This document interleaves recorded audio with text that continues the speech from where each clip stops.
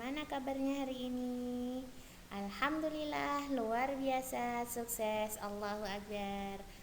Anak-anak yang Ustazah sayangi, jumpa lagi dengan Ustazah pada pekan kedua tema Ourselves, masih tentang indahnya kebersamaan. Kali ini kita akan belajar tematik pada bahasan gagasan pokok dan gagasan pendukung. Sudah siap semuanya? Yuk, kalau sudah siap semuanya, siapkan buku, pensil, dengarkan Ustazah, kita belajar bersama-sama. Nah, anak-anak, sebelum membahas tentang gagasan pokok dan gagasan pendukung, yuk kita ingat kembali arti paragraf. Bantu Ustazah ya, membacakan ulang apa itu pengertian dari paragraf. Ini dia.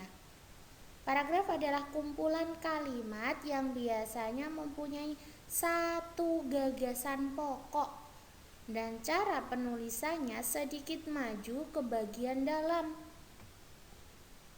dan menggunakan garis baru atau alinea baru. Ya, nama lain dari paragraf adalah alinea. Oke.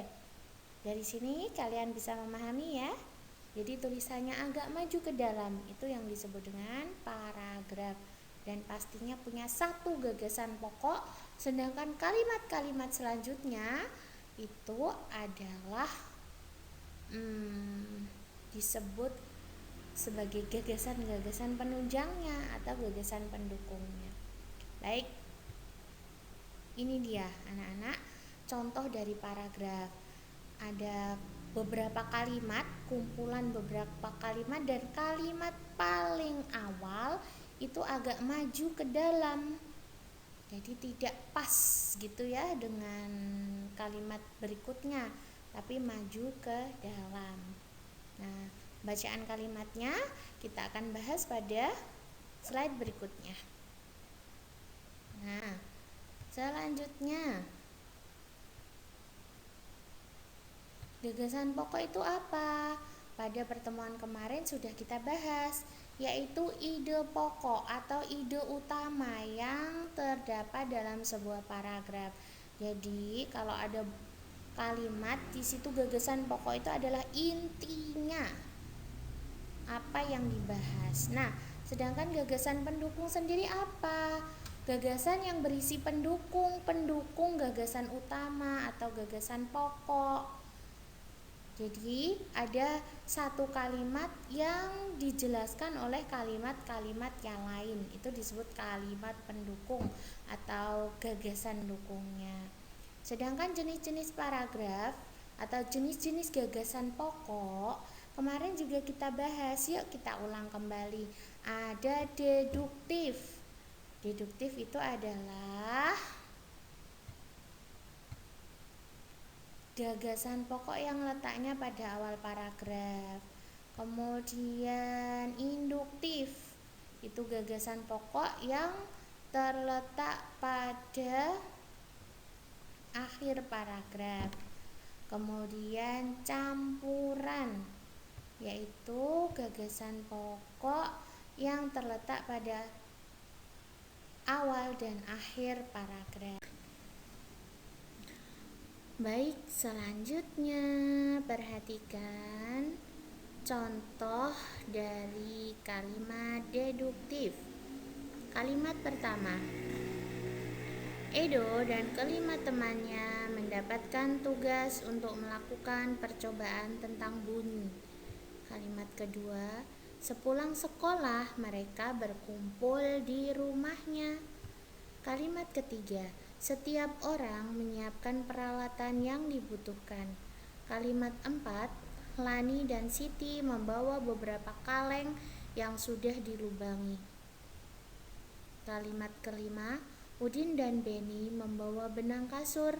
Kalimat ketiga, kalimat keenam, mereka berkumpul di halaman depan rumah. Kalimat ketujuh, keenam sekawan siap bekerja melakukan pekerjaan.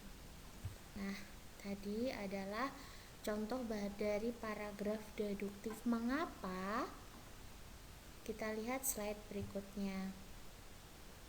Yuk kita cari mana gagasan pokok dan mana gagasan pendukungnya. Kalimat pertama kita baca ya, apakah kalimat ini jadi inti dari paragraf?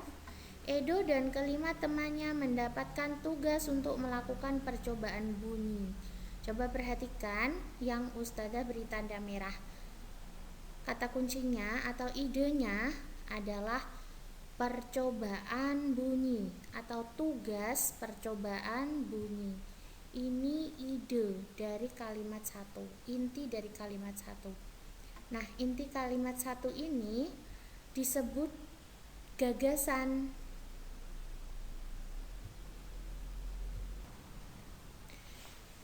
Nah, anak-anak, mengapa kalimat 1 disebut dengan gagasan? Yuk kita lihat. Atau disebut gagasan pokok. Nah, ini dia. Alasannya adalah karena kalimat pertama tadi memiliki inti dari seluruh paragraf.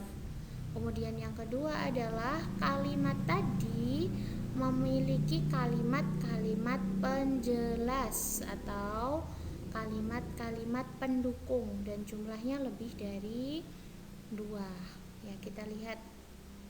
Nah, kalimat kedua, sepulang sekolah mereka berkumpul di rumah. Berkumpul di rumah untuk apa? Nah, kira-kira untuk apa berkumpul? Untuk mengerjakan tugas percobaan bunyi. Jadi menjelaskan kalimat 1. Kemudian kalimat 3, setiap orang menyiapkan peralatan yang dibutuhkan. Coba perhatikan yang warna merah. Menyiapkan peralatan. Peralatan apa? Kembali ke kalimat pertama lagi tadi. Peralatan percobaan bunyi. Kemudian yang keempat, Lani dan Siti membawa beberapa kaleng yang sudah dilubangi. Untuk apa kaleng? Untuk percobaan bunyi. 5. Udin dan Beni membawa benang kasur. Benang kasur kira-kira untuk apa? Kembali lagi ke kalimat 1, untuk percobaan bunyi. Dan kemudian kalimat berikutnya, kalimat ke-6, mereka berkumpul di halaman depan rumah. Ngapain berkumpul di halaman? Persiapan untuk melakukan percobaan bunyi. Nah, dan kalimat terakhir, kalimat ke-7, ke-6 sekawan itu siap bekerja sama melakukan pekerjaan.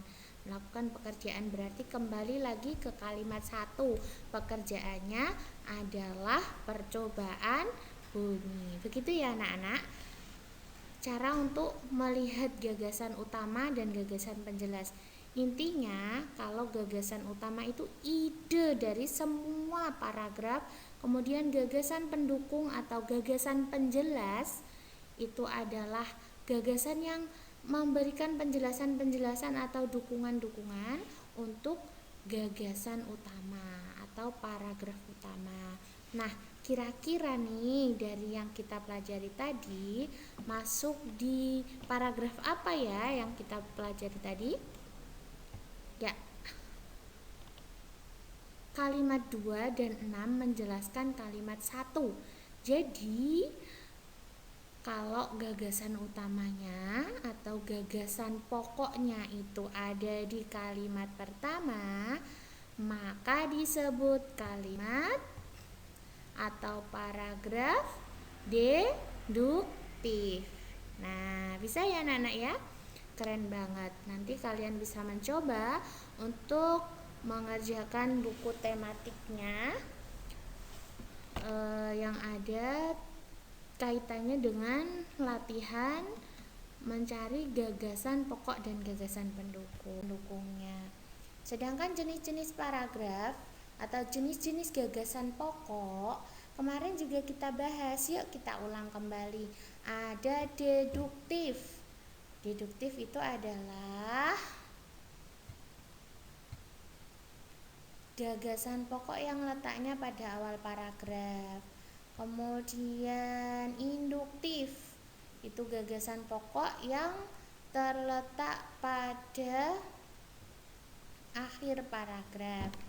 Kemudian campuran, yaitu gagasan pokok yang terletak pada awal